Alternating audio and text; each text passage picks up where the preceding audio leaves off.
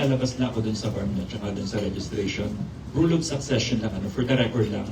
In case na merong ma-impeach na government officials, what will happen? Sino ang magiging kapalit ng mai-impeach na government official? Nakalagay po sa provision ng Article 7 of the Constitution, dahil sa impeachment na pinag-uusapan. In case of vacancy, sa posisyon na halimbawa po ay Vice President halimbawa, in case of vacancy, ang papalit po dyan ay pipili ang Pangulo ng isa sa mga miyembro ng Senado o mababang kapulungan. At yung pagpili niya dapat with the consent of the majority of the members of the Senate and the members of the House of Representatives voting separately.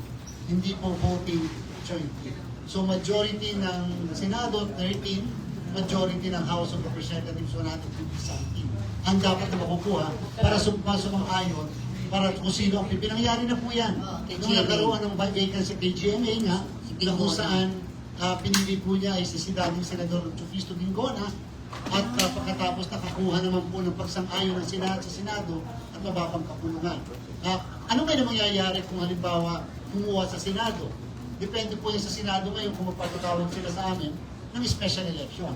Pero again, yun nangyari kay Senator Sani Angara na naging Secretary ng Education, hindi po nagpatawag ng special election ng Senado. Kasi nga po pag nagpatawag ka, nationwide kahit isang position, 19 billion po yun na gastos. May timeline, sir, na sinusundan. Halimbawa, na-impeach today, kailangan ba within the next 30 days or 90 days? Wala naman po binanggit ng saligang batas tungkol sa period na kinakailangan magkaroon ng appointment. Pero siyempre, kinakailangan po base sa ating recent na mga pangyayari, yung mga nangyari na nakaraan, immediately nagka-appoint ka agad. Ang siyempre, ang medyo kalimitan dyan, yung tinatawag na consent. Kasi pag-uusapan niya sa Kongreso, sa Senado, at mababang kapulungan.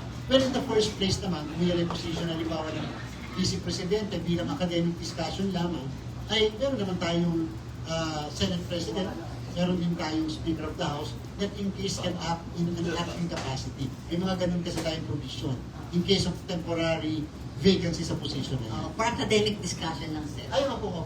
At for academic discussion, what if VP Sara resigns for being impeached? And like, will the Estrada constructive designation by the Supreme Court ruling apply to her case? Hindi na po ako magbabanggit sa nabanggit yung personalidad.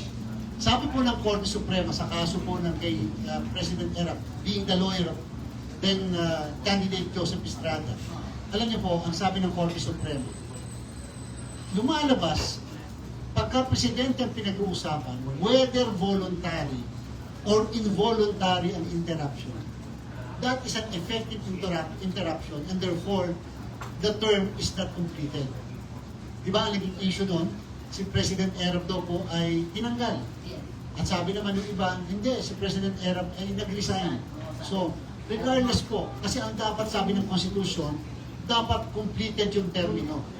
From June 30 of that year to June 30 of 6 years thereafter. Any period short of the 6 years is not a term, but a mere tenure.